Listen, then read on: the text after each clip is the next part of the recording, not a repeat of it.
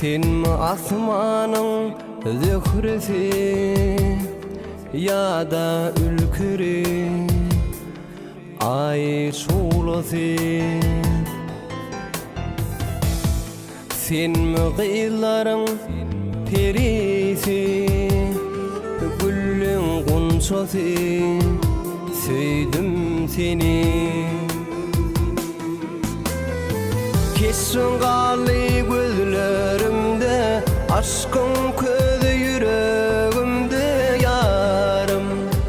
Aşık ettin sen beni,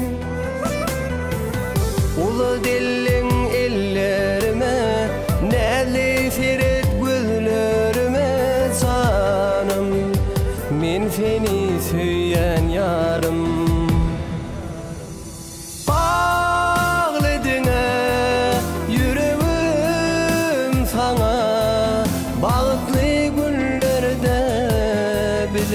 Zanım tüyünüm tay olmana sendine, hayalımda yine karışan her gün yarım sana.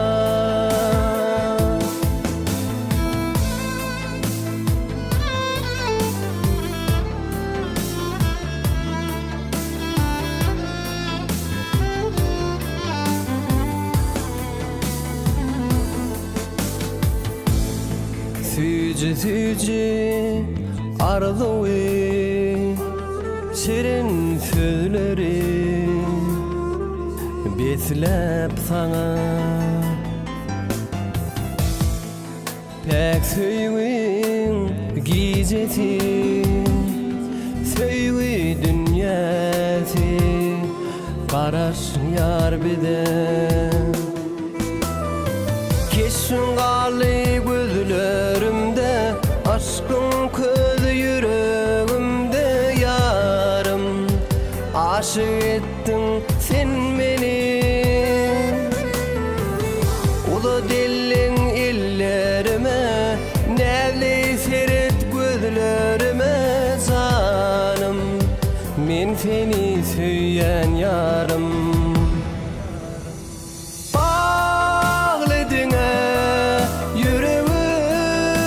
Sana bağıtlı günlerde bile zanım tüyünüm tay olmana sendine, hayalımda yine karışan her gün yarım sana.